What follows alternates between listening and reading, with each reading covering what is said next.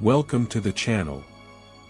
There are strange places on Earth that are difficult to explain with logic, that refuse to obey logic. Such places are rare, quiet, and incomprehensible. And the story of the SOS sign on Asahidake is one of them. The fog on Asahidake's southern slope wasn't just hanging in the air, it was alive. It moved, whispered, enshrouding the space as if trying to hide from the world everything happening beneath its endless white weight. Wet tendrils of mist clung to skin, clothes, eyelashes, leaving cold drops that slowly ran down their faces, as if time itself were turning into water. The rescue helicopter forced its way through the white wall, and every meter felt like a struggle. The air was thick as milk, and when the blades cut through it, the sound became muffled, choked. It seemed to dissolve into the fog without an echo, without a trace. The pilot squinted grimly, rubbing his temples, fatigue pressed down on his head, and it felt as if the mountain itself whispered, "Turn back. This is no place for people."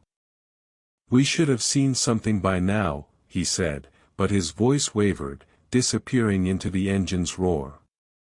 The comms operator just shook his head. "Visibility's dropping. If we go higher, we'll lose our bearings. If we go lower, we'll lose ourselves," the pilot replied quietly. The fog outside the window grew denser and denser. It devoured the light, swallowed hope. It seemed that beyond this white gloom, there was nothing, no land, no sky, no world. Only emptiness.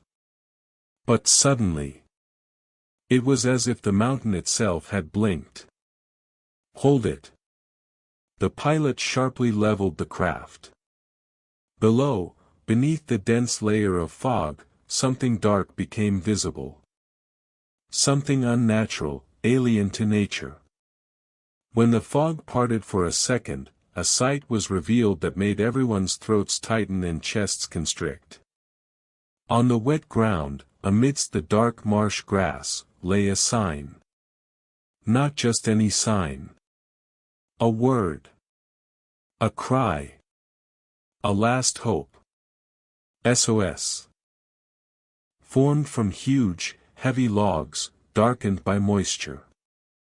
They were weathered by time, covered in moss, yet still desperately screaming their shape into the sky, as if the person who had arranged them had poured everything they had into it, strength, fear, pain, and a hope that dwindled with each passing day. The crew froze for a second. The silence inside the helicopter became so profound that you could hear a bead of sweat trickle down the pilot's neck. "They're alive. They have to be alive," one of the rescuers breathed out. But no one was quick to say, yes. On the contrary, everyone felt uneasy. Because there was something wrong with that sign. Something too human and yet inhuman. It lay on the marsh like a gaping wound. And then they found two hikers.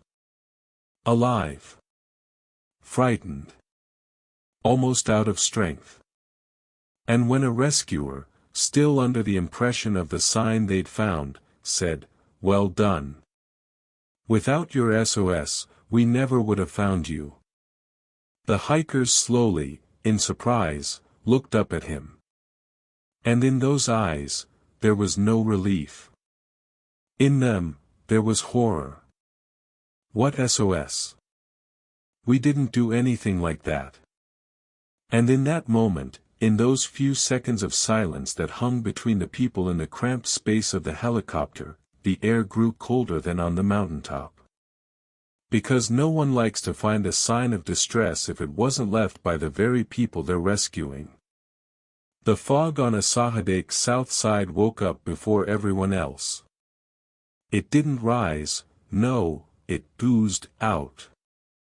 Slowly, persistently, like a living creature creeping low to the ground in search of warmth. It gathered in the folds of the terrain, settled onto the rocks like a heavy, wet blanket, and seemed to watch anyone who dared to set foot on the mountain path.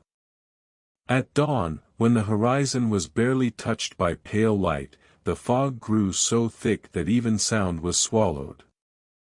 All noises dissolved within it. Footsteps were muffled. A heartbeat felt alien and distant. And only one sound cut through the white gloom, the low hum of a rescue helicopter. It flew slowly, as if afraid to graze its rotor against the milky wall. Its spinning blades tore through the damp air, which immediately closed back up, like dense fabric. The pilot tugged at the strap on his wrist. A sense of anxiety, barely noticeable at the start of the flight, now pressed down so heavily it felt as if the mountain itself was trying to push the intruders from its domain. "We should have seen something. A long time ago," he shouted, but even his own voice sounded muffled. The co-pilot, Tanaka, sat with a stone face. Drops of sweat glistened on his forehead, from tension or from fear, no one knew. From time to time, he glanced into the white void beyond the window and felt an unease. As if there was something else in the fog. Not an object, not a person. A presence. "Another pass," he replied. "If nothing this time, we'll go higher." The cabin fell silent. Everyone was thinking one thing: the two missing hikers have to be here somewhere. They have to be.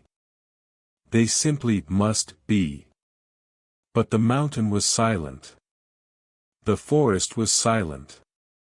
Only the helicopter, as if deafened, struggled through the fog, which resembled giant white fingers trying to halt the steel bird. And then, a brief flash, something dark flickered beneath them. "Wait! I saw movement." The pilot sharply yanked the control stick down. Tanaka leaned forward, trying to pierce the milky wall with his gaze. "Hold position. Descend. Just a little more." The helicopter broke free of the fog, and the crew's eyes were met with a bog, dried up, dead, covered with ragged patches of water that resembled dark wounds. But everyone's attention instantly fixed on one detail. On what lay almost in the center of the clearing. The pilot exhaled sharply, as if punched in the chest. "It can't be." "Is that a sign?" the technician whispered. "A sign. Huge. Ragged. Frighteningly regular." On the ground lay a word that couldn't be mistaken for anything else: SOS. Each letter was spelled out by heavy logs, thrown into an unnatural, irregular arrangement. They were long, clumsy, waterlogged to the point of rot. Moss clung to them like ancient fingers. But the shape was clearly visible. Too clear. Too desperate. "They did this?" the pilot mouthed. But no one answered. Because the air suddenly grew colder, so much so that even inside the helicopter, a shiver ran through their skin. As if from the marshy plain, it wasn't the temperature rising, but someone's long-forgotten despair. And this despair screamed. It screamed with every damp blade of grass. It screamed with every splinter on the logs. It screamed in the fog that hung over this place like a shroud of oblivion. The helicopter hovered directly over the clearing. And in that instant, Tanaka understood, something was wrong. The sign seemed too old. Too weathered. Too abandoned. But they were looking for people who went missing today. Not years ago. "We have to go down. Now," he yelled. And as if in response to his cry, the fog tore open, dissolved, and 200 meters to the north, a small crack in the rocks appeared, the entrance to a cave. Inside, two people were sitting. Alive. Exhausted, but alive. And when they were being pulled aboard a few minutes later, one of the rescuers, trying to cheer up the hikers, said, "You guys were smart to make that sign. We wouldn't have found you otherwise." The hikers exchanged glances. And the look on their faces in that moment was more terrifying than any fog. "We? What sign? We didn't build anything." And in that anything was so much horror that even the helicopter's engine seemed to vibrate more intensely, reacting to the human tremor. The pilot felt his hands go cold. Tanaka met the hiker's gaze, and something inside him snapped. Because he understood, whoever had built that SOS, those people hadn't been saved. The weather changed overnight, but it changed viciously, almost aggressively. Black clouds, heavy and low, seemed to settle right on top of the forest.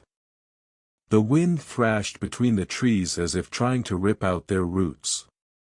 It whistled, it howled, it came in gusts that flattened the grass to the ground and made branches lash at each other like whips. And above it all, a hum. Not thunder. Not rain. But the hum of the mountain itself. As if Asahidake was rumbling from deep within, like a living creature displeased that humans were digging through a foreign history in its foggy entrails. By morning, the rescuers had returned to the swamp, on foot this time. They had left the helicopter on a safe landing pad. It was too dangerous to fly again in such weather. The team moved slowly, each step sinking into the sticky, damp soil. The moss absorbed all sound, and the silence seemed abnormal. Wrong. As if there shouldn't be any birds or insects around, nothing alive. And indeed, no one was singing, chirping, or rustling.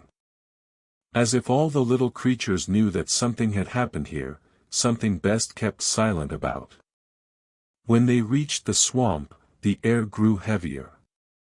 So much so that one of the rookies quietly muttered, "It feels like it's even dangerous to just stand here." The experienced rescuers exchanged glances. They all felt the same way, but no one dared to say it aloud. They stopped before the SOS sign. Now, with the sun poking through the ragged clouds a bit, the sight was even more frightening. Logs, broken, blackened. Deep drag marks on the ground, stretching in different directions. Shreds of bark, moss, some dark stains, either mud or something else. It looked as if the sign had been made for many hours straight. Made in a hurry. With desperation. With the last of someone's strength. But had one person made it? "That's impossible," Senior Rescuer Kato quietly said, running his hand over the surface of a damp log. "This weight. These sizes. Even a healthy man, with a partner, would have worked for days." "What if there were two of them?" someone asked. Kato frowned. "Then where's the second person? Where are any traces of their presence?" He looked around, and the more he looked, the darker his expression became. Because there were no tracks. None at all. As if whoever built the sign had walked on air. As if they had placed the logs without leaving any marks on the wet soil, which was practically impossible. The soil here was boggy, loose, it preserved impressions like soft wax. But apart from the drag marks of the logs, there was nothing. No boot prints. No handprints. No shreds of fabric. Nothing human.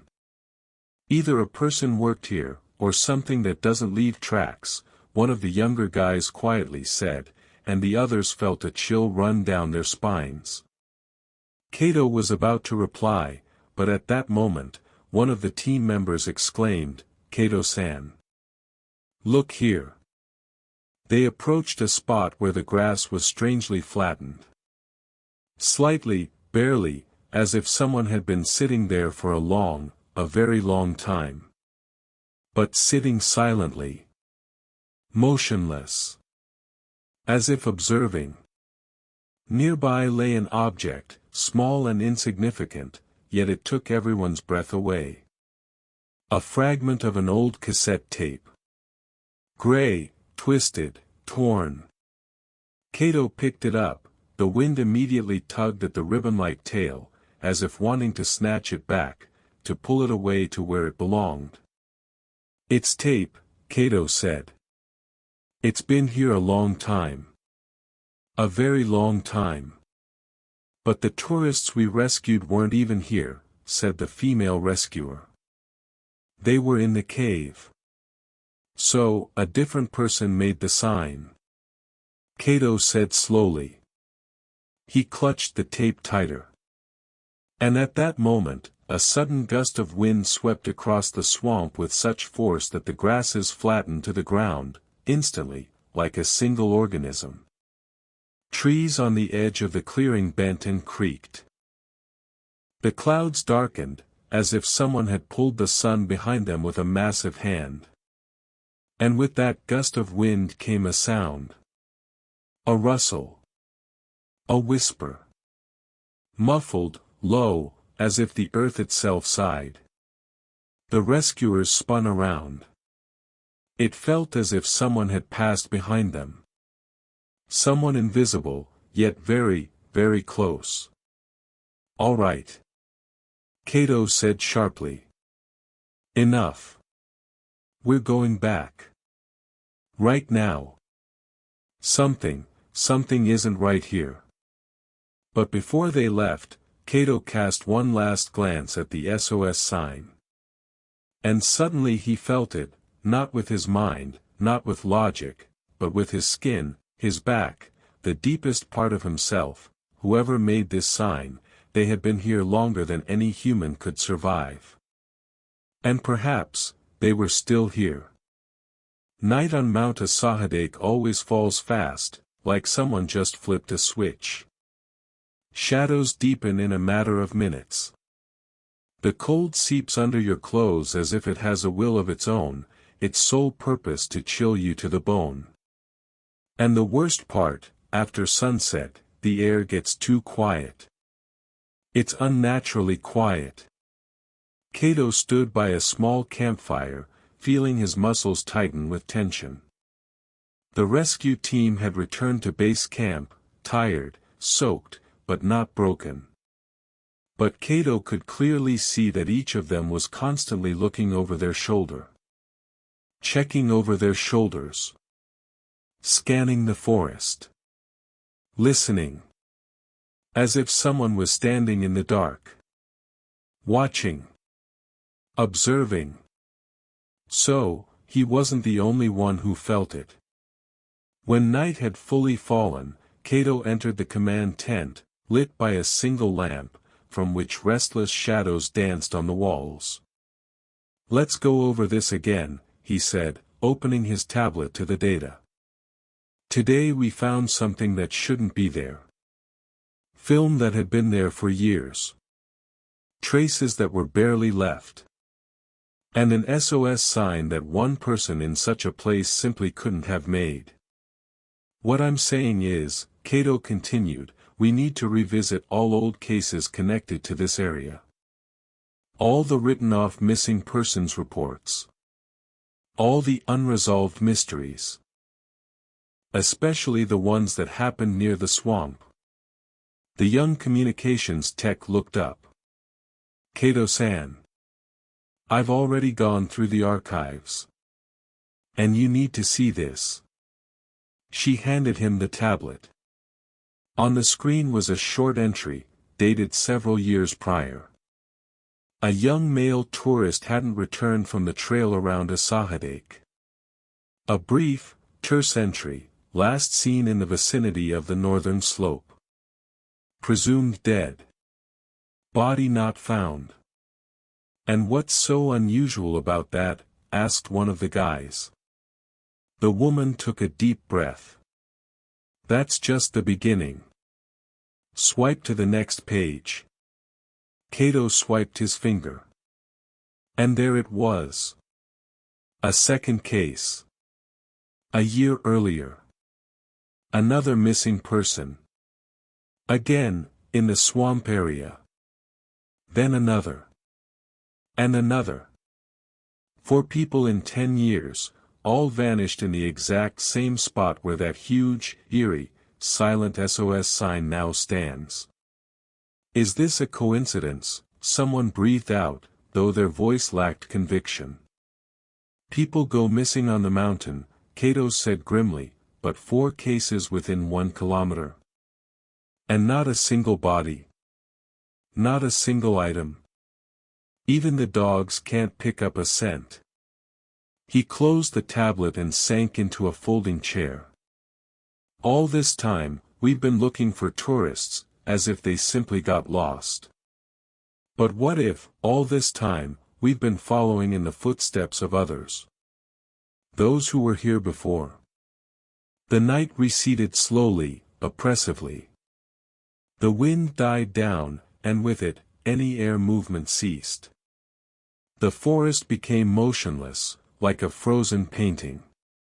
And just as the silence became absolutely crushing, a click sounded in the comms tent. "What was that?" the tech asked, startled. "Interference," someone suggested. The click repeated. Then again. And suddenly, a sound. Raspy, broken, as if coming from a deep pit or through an old tape recorder. "SOS, someone help me. I'm here." Everyone in the tent froze. Their eyes widened, breath caught in their throats. Someone instinctively reached for the radio, but the female tech shook her head. "That's not a radio transmission. It's a recording. It's playing itself. I didn't turn anything on." Kato quickly stepped closer. The sound was getting clearer. Sharper. As if someone was trying to cry out from through layers of time. From the past. From the grave. "Please, someone, get me out of here. I'm not alone." And then, at the end, a scream. Wild, raw, filled with primal terror. People scream like that when they know no one is coming for them. The screen flickered. The sound cut off. And again, silence. Icy. Indifferent. Unsettling. "Damn," one of the rescuers whispered. "Kato-san, what was that?" Kato slowly exhaled. His voice was calm, but his eyes were not. His eyes were tense, filled with alarm. "That was the same recording they found years ago on a cassette tape," he said.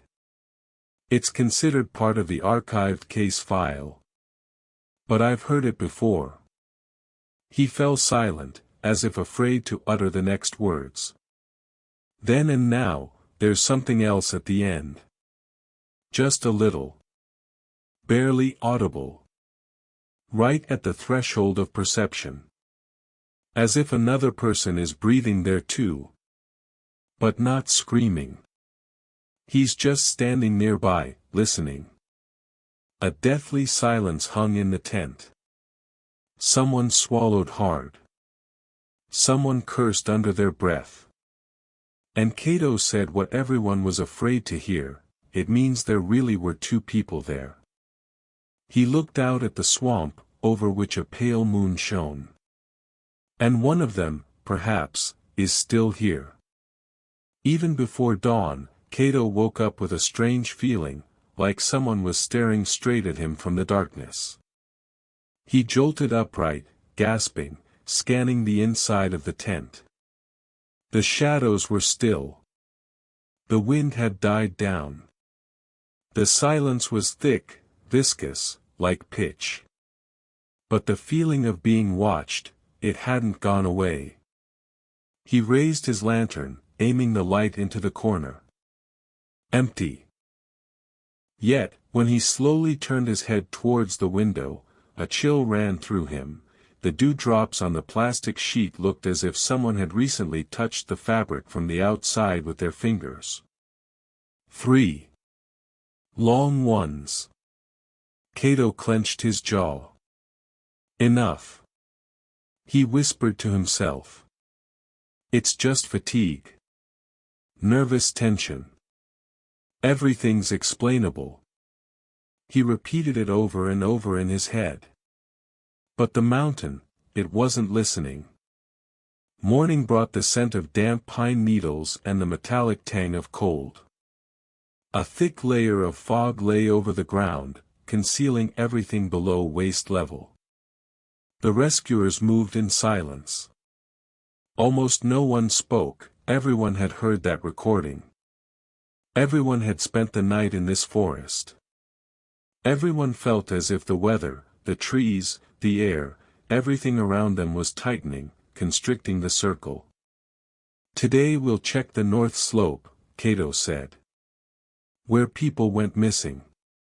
Stay together. Don't stray even a meter. And the group moved out. The fog thickened so quickly they had to go almost by touch. Damp branches slapped against their cheeks. The ground beneath their feet trembled in places, as if a void was hidden beneath a thin layer of moss. Every step echoed in his stomach.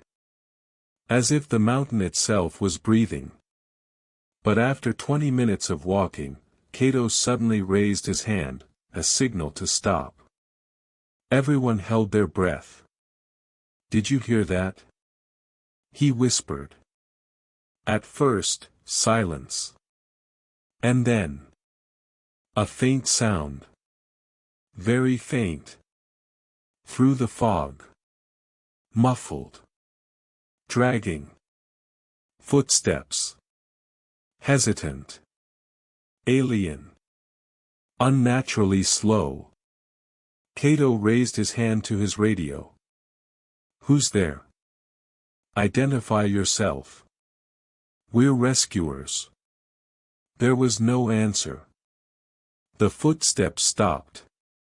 But Kato felt, someone was standing in the fog. Very close. Watching them. He heard his own quickening breath. A nervous electricity prickled his skin. But retreating wasn't an option. Hey! He called out again, but his voice wavered. If you're lost, say something. We'll help. And then from deep within the fog, another sound drifted out. Not footsteps. Breathing. Heavy. Dry. Cold, as if the very ice of the mountain had seeped into it. The female technician sharply drew in a breath. Is that a person? She asked. But Kato shook his head. People don't breathe like that. And at that moment, something metallic glinted ahead. Small. The light caught it for a fraction of a second. A reflection. Kato aimed his flashlight at the source and slowly stepped forward. The fog parted, revealing a strange sight. An old backpack hung from a branch. Tied. Neatly. Evenly. As if someone had deliberately left it there so no one would find it. The backpack was already soaked through with moisture, torn. But on it, a tag hung, K. Iwamura, the very missing hiker. The one whose voice, as his family claimed, didn't match the recording on the tape. The fog stirred behind the rescuers. Someone quietly gasped. Kato raised his hand, nobody move. But behind them, a crack resounded, loud as a snapping bone. They spun around. Behind them stood a tree. Huge. Withered. Twisted. And its bark was stripped away.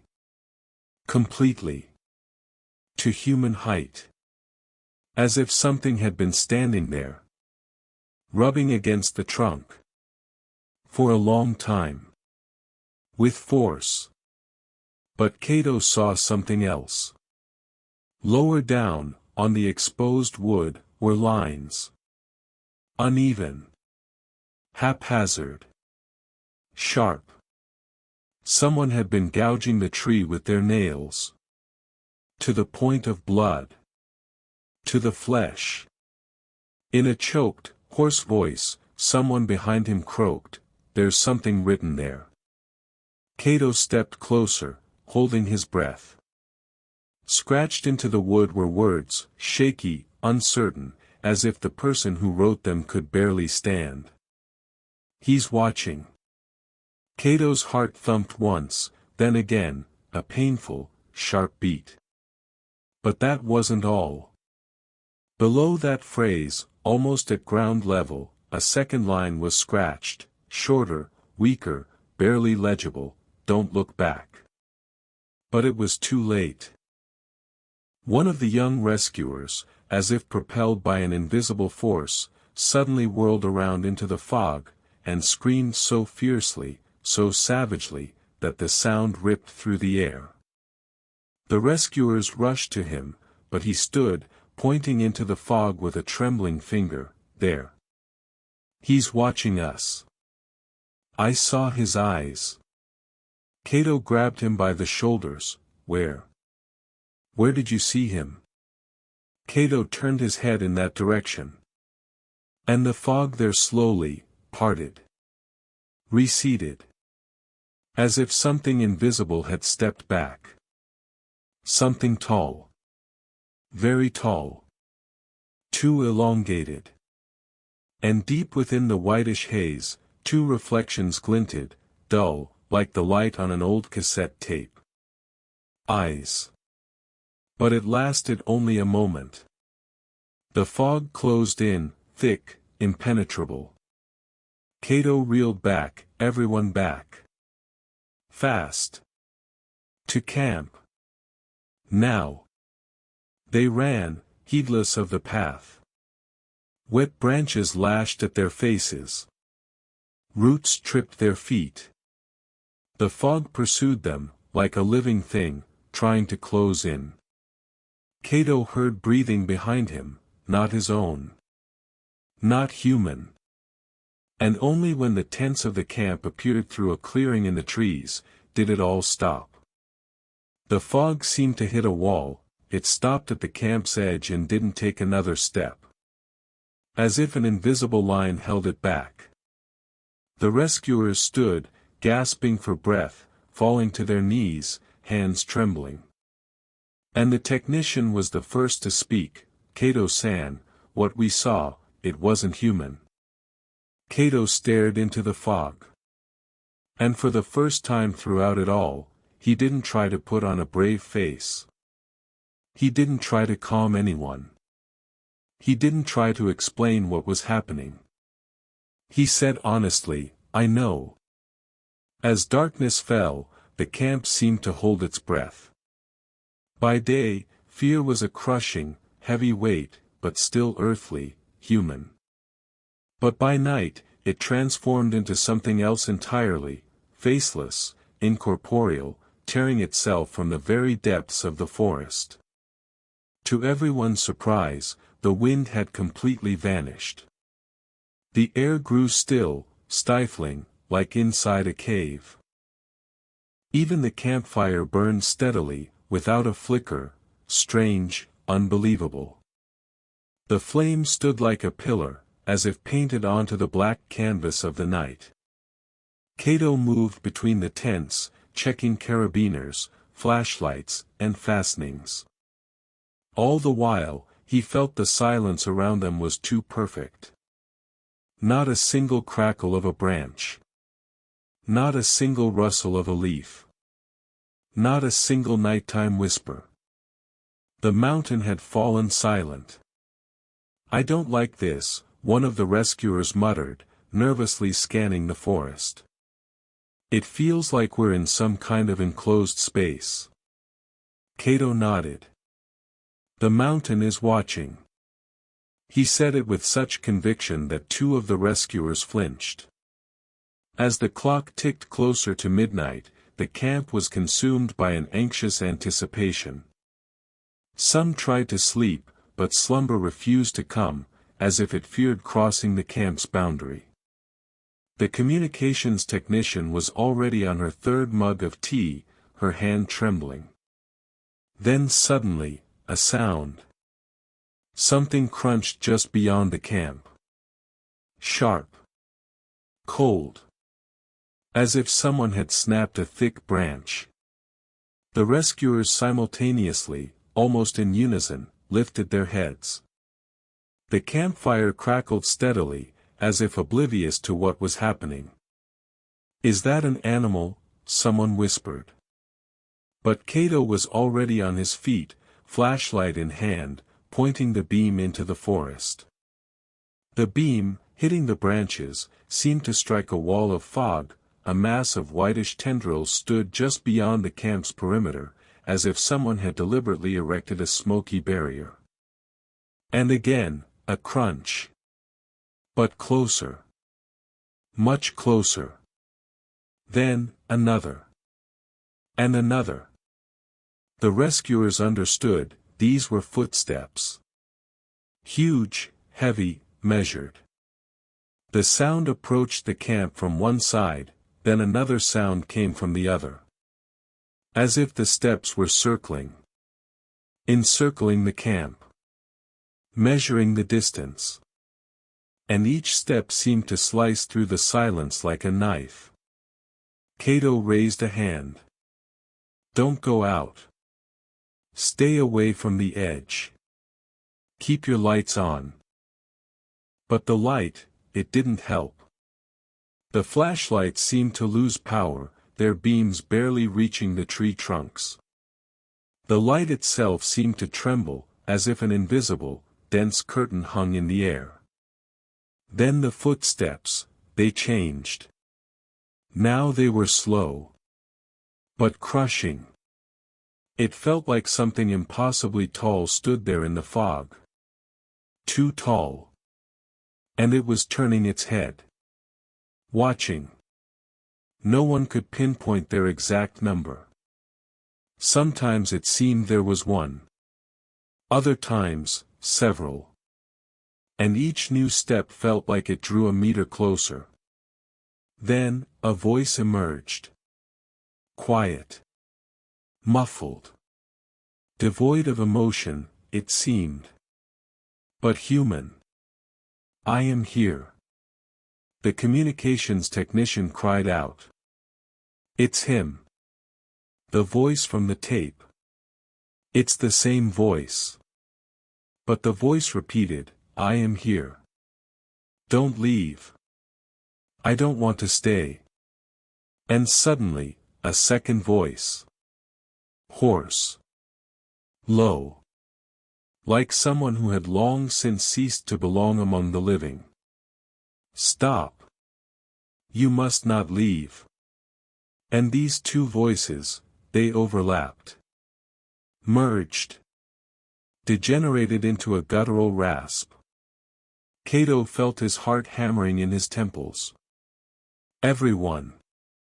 To the campfire. Now. Max out your lights." The rescuers huddled in a circle, their flashlights pointed outward. The campfire became the sole island of light in an ocean of black air. And the footsteps, they stopped. The fog ahead seemed to coalesce into a shadow. But fog shouldn't move like that. It shouldn't condense in one place. It shouldn't take on human outlines.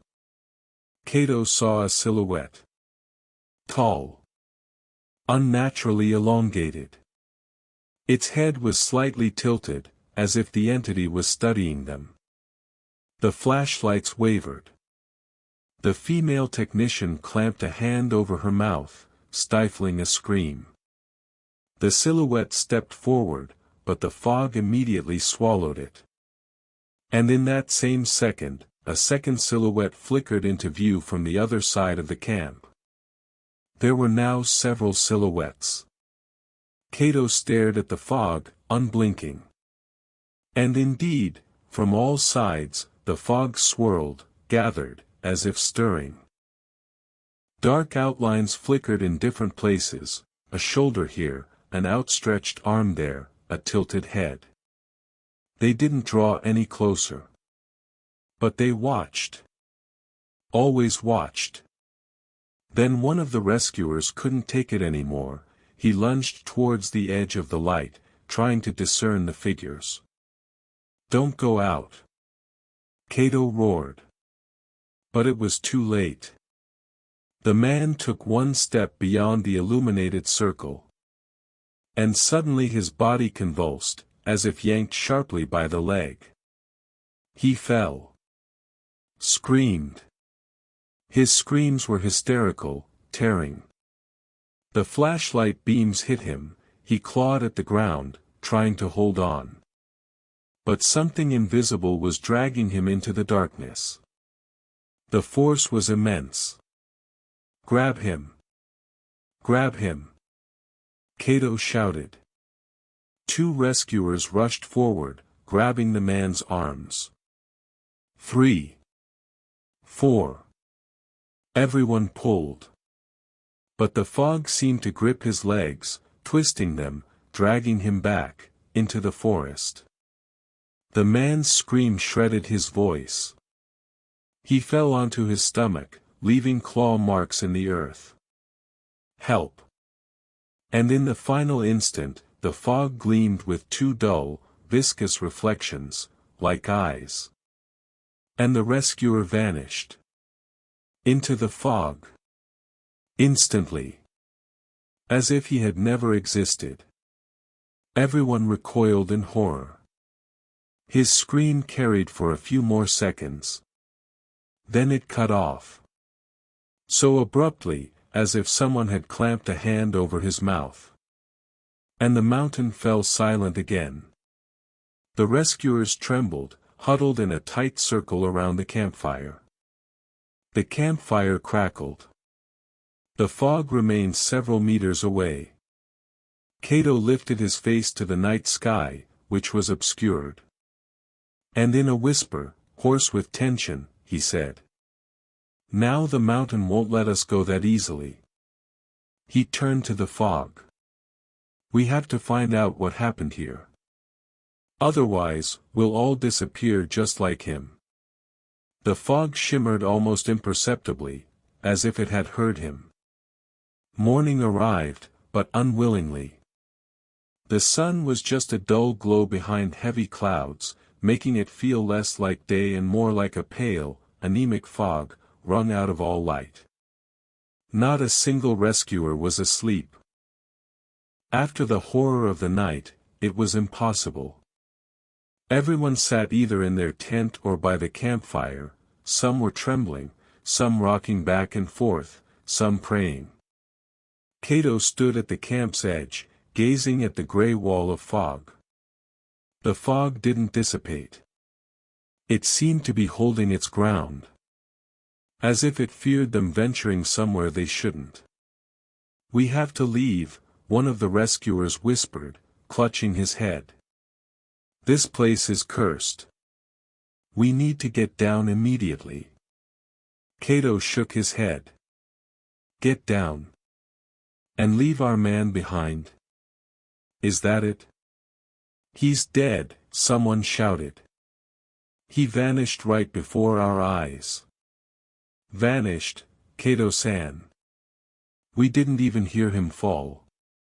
This isn't a dream. It's not an animal. It's a thing, whatever it is." Kato gritted his teeth. He knew. His entire body knew. The mountain never let go of anyone who trespassed on its territory. But alongside the fear, another feeling grew within him. The need to get to the truth, for those whom Asahidake had claimed. He raised a hand, demanding silence. Today, we're going on a search sweep. A small one. Just the immediate area of the northern slope. Too many people have disappeared there, and too many tracks obscure the full picture for us. We're all going to die, whispered the female technician. Kato looked her directly in the eyes. If we leave here, none of the missing will ever be found. Never. But if we stay, perhaps something will become clear. He swept his gaze over everyone. We're going together. And we don't split up. Under any circumstances. The first 2 hours passed in almost complete silence. The fog thickened with every step, turning into a viscous substance that smelled of damp bark, earth, and something else. Something that smelled ancient, as if the fog remembered things long gone. Sometimes muffled sounds could be heard, as if someone far, far away, beyond the wall of fog, was tapping stones. But the sounds were too rhythmic. Too even. Unnatural. And the rescuers pretended not to hear. Kato felt the ground changing beneath his feet. First, springy. Then, soft. Then, too soft, as if there was someone's long-decayed hand beneath it. And then one of the rescuers cried out, "Kato-san. Look!" Ropes lay on the ground. Old. Heavily weathered by moisture. They were stretched between two trees, as if someone had once tried to set up camp here. Kato knelt. He touched the rope. It was soaked, but not ancient. 2 or 3 weeks ago, he whispered. Someone was here recently. The technician paled. But we didn't register any groups in this area. Then someone came here on their own, Kato said. And didn't return. The rescuers exchanged glances. That sticky fear gripped them, the understanding that the forest wasn't just dangerous. It was active. On the tree trunk, almost at waist height, uneven letters were scratched, "I am not alone." And beneath them, a date. Several weeks ago. Kato felt a chill slide down his spine. Whoever wrote this, he said, they were very, very scared.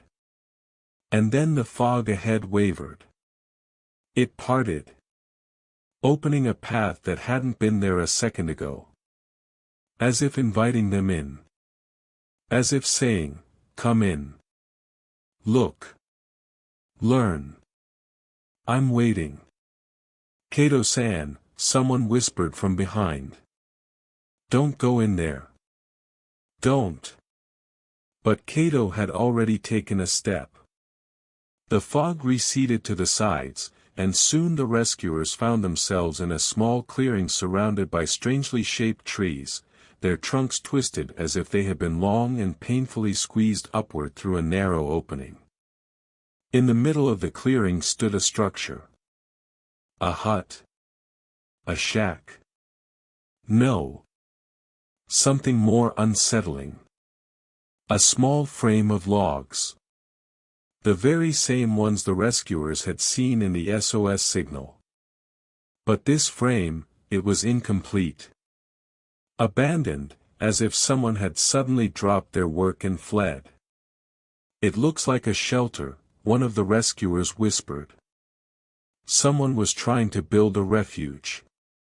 Kato stepped closer. Inside, on the dirt, lay a torn jacket. Men's. Beneath it, an old player. The very one mentioned in the archives. With a cassette inside. Kato picked up the player. He ran his finger over the scratches. Over the missing button. Over the chipped paint. But as soon as he lightly pressed the cover, the cassette, on its own, began to turn inside. And in the dead silence of the clearing, a whisper sounded. The whisper was soft. Almost caressing. As if it wasn't a person speaking, but something that could imitate human sounds without understanding their meaning. The female technician pressed her hands to her chest. That's not the recording. It's new. From a different cassette. And then one of the rescuers screamed. Kato. Behind you, under the roots. Look. A piece of fabric was sticking out from under the roots of the nearest tree. Black. Dirty. Soaked with moisture. Kato rushed over, lifting the roots. They were light, as if the tree had been moved by hand. And he saw a backpack. But not empty. Not old. Quite new looking. With a familiar tag. It, the very rescuer who was taken by the fog last night. Everyone froze. One of the guys went to the tree, knelt, and began untying the backpack with trembling fingers. The backpack was dry and clean. So, someone came during the night and left it for the rescuers. And Kato understood, Mount Asahidake didn't just kill. It played. The fog wouldn't lift. It seemed to grow thicker, heavier, like sediment at the bottom of an old well, where bog water had sloshed for centuries. With every breath, the rescuers felt the cold, damp air pull deep into their lungs, as if something invisible was entering them, and staying there. Kato stood over their missing comrade's backpack. It looked brand new, dry, clean. But then, when they opened it, Kato realized one item was missing. The very thing no rescuer ever goes into the mountains without. A radio. It was gone. This isn't normal, whispered the communications tech. He would never go into the woods at night without his radio. Kato nodded. He knew someone had taken the radio. Someone who shouldn't have understood it, or should they have? Kato-san, one of the rescuers called softly. You need to see this. On the soft mud leading to the far edge of the clearing, footprints were visible. But not one, two. One was wide, deep, clearly a man's. The other was narrow, light, as if the person was small, or very emaciated. But most importantly, these tracks ran parallel. Two people, stride for stride. As if one was mirroring the other's steps. The rescuers exchanged glances. Did we find the tracks of two missing people? Someone asked. Kato remained silent. No. That would be too simple. He approached the tracks. He knelt. He picked up a little mud with his fingers. Two depths. Two weights. Two speeds. But the stride was identical. Perfectly identical. As if it wasn't two people. But a shadow and its reflection moving through the forest. The female tech whispered quietly, Kato, are you sure these are human tracks? Kato straightened up. Yes. And no. These are the tracks of people, but people who weren't alone. Whoever they were changed. Someone whimpered from behind them. And everyone quickly turned away. Because fear was already a lump in their throats. One wrong word, and it would have erupted into a scream. The tracks led into the fog. And when the rescuers took 10 more steps, the fog parted.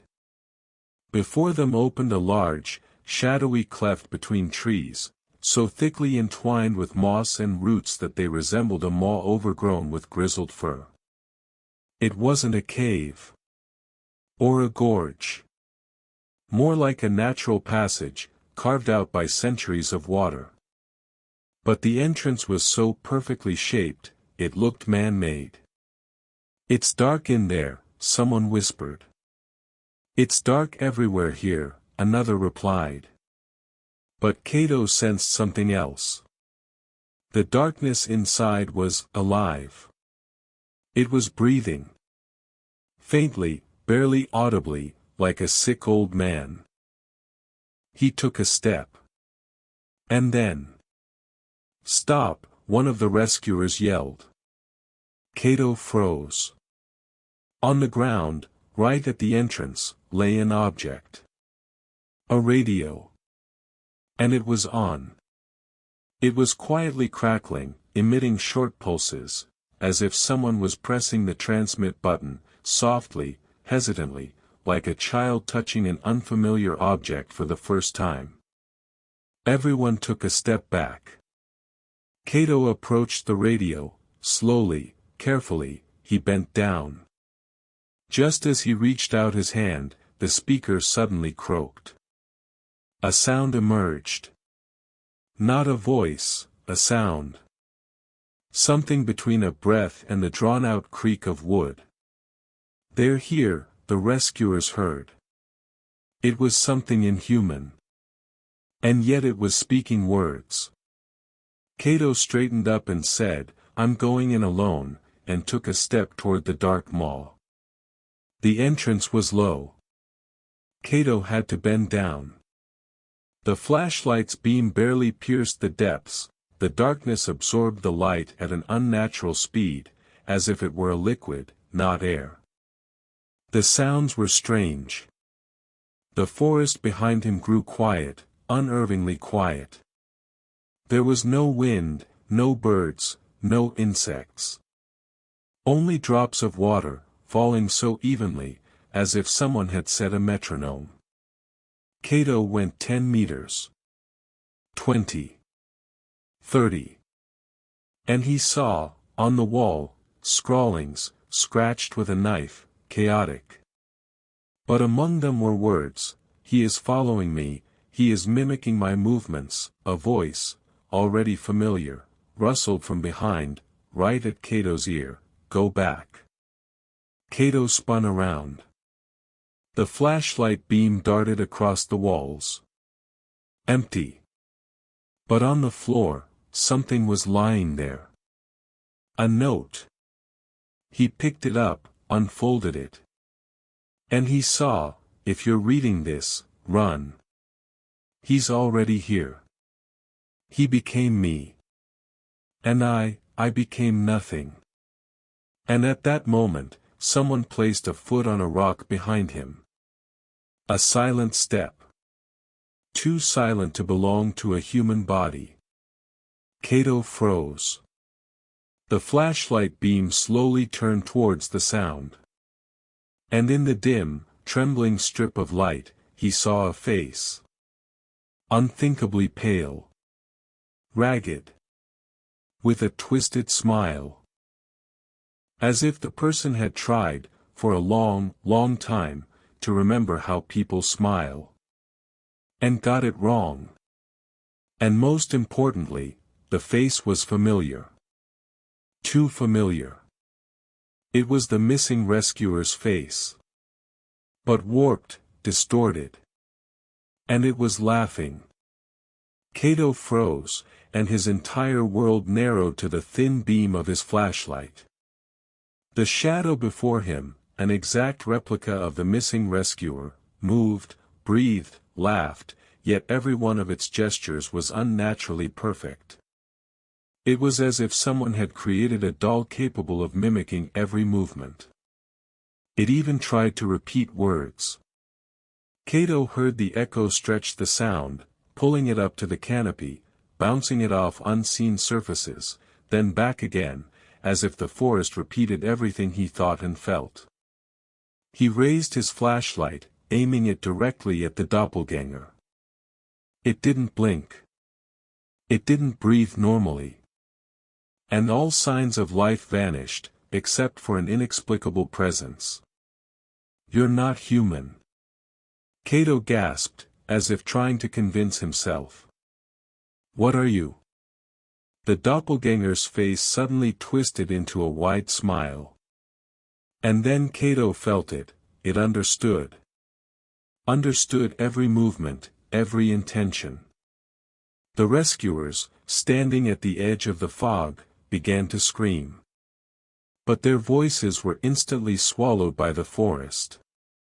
Not a single sound escaped, only a trembling, echoing cry. Kato understood, this was a game.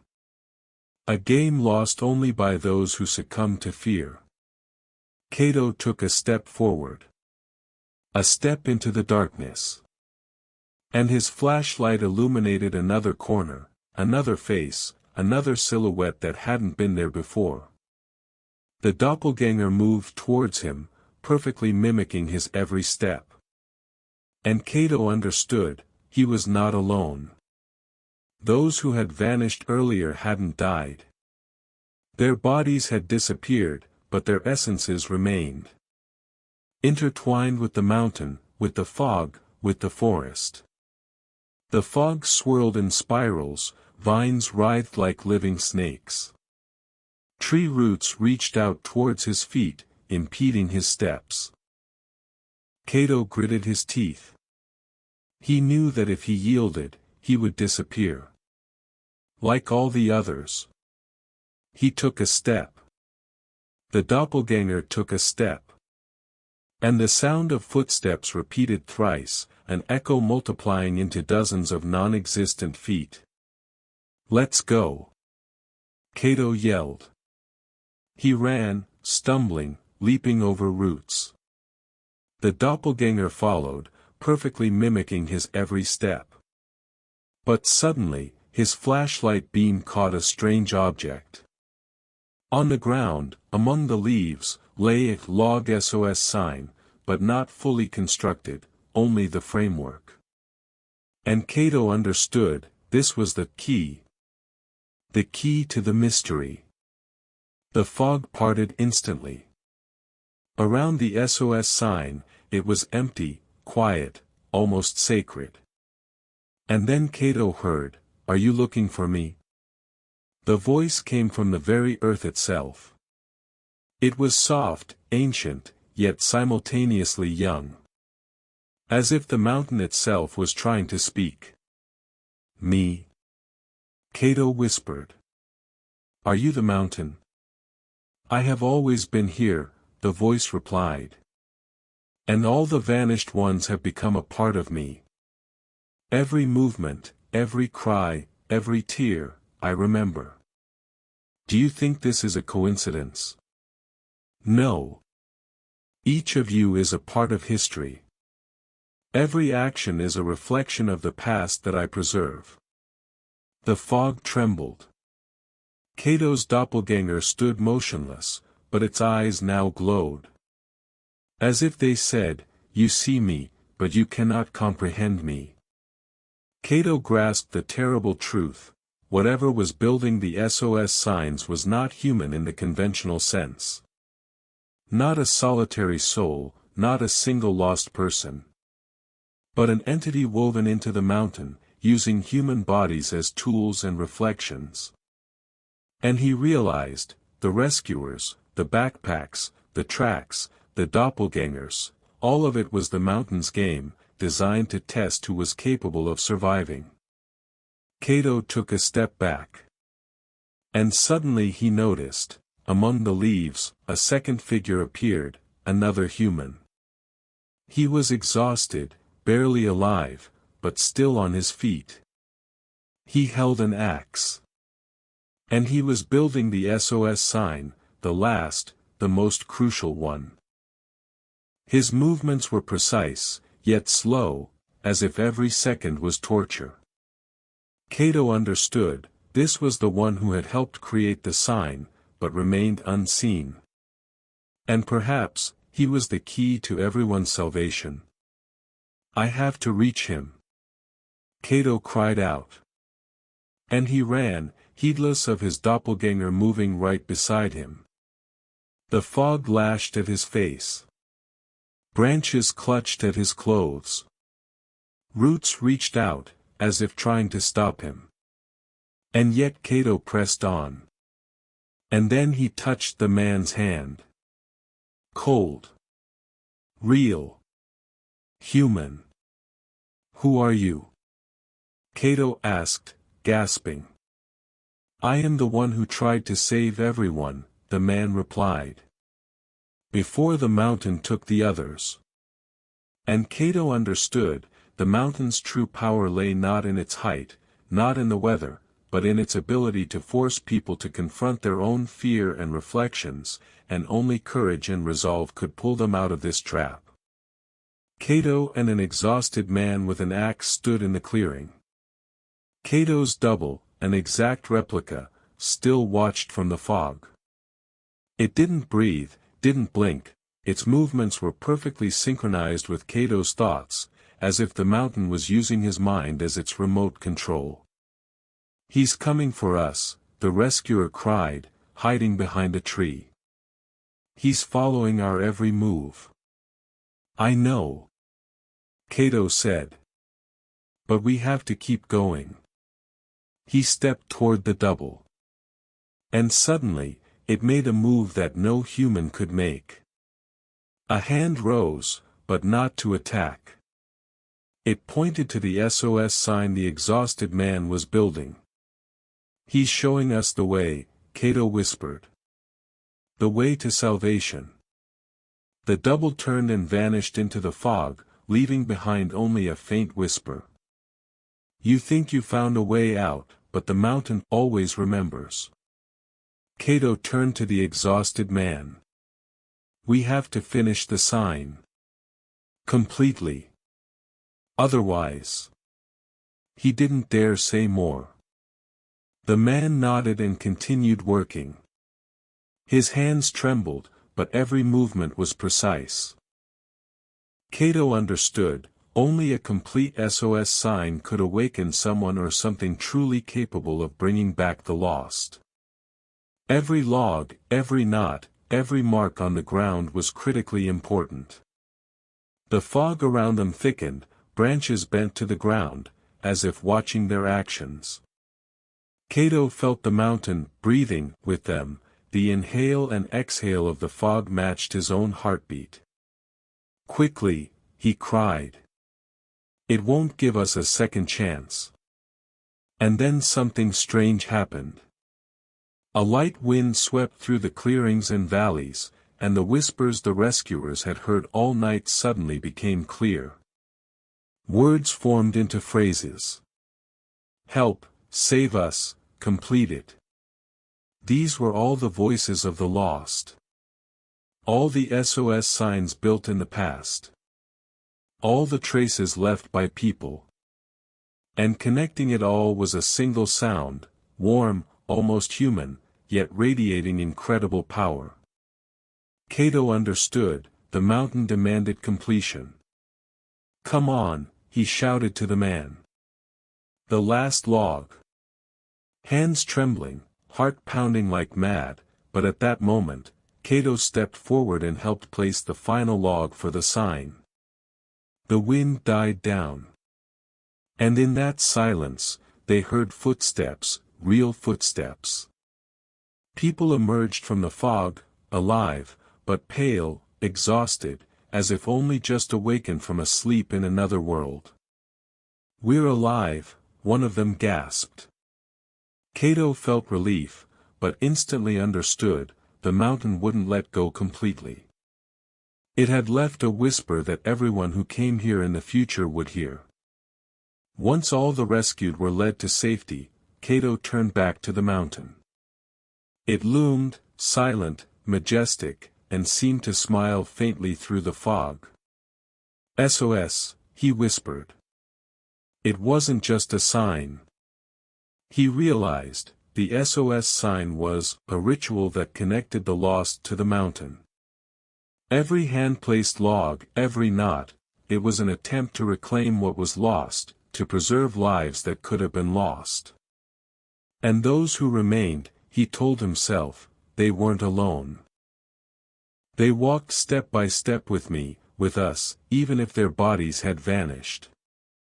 The fog slowly dissipated, but the whisper lingered in the air.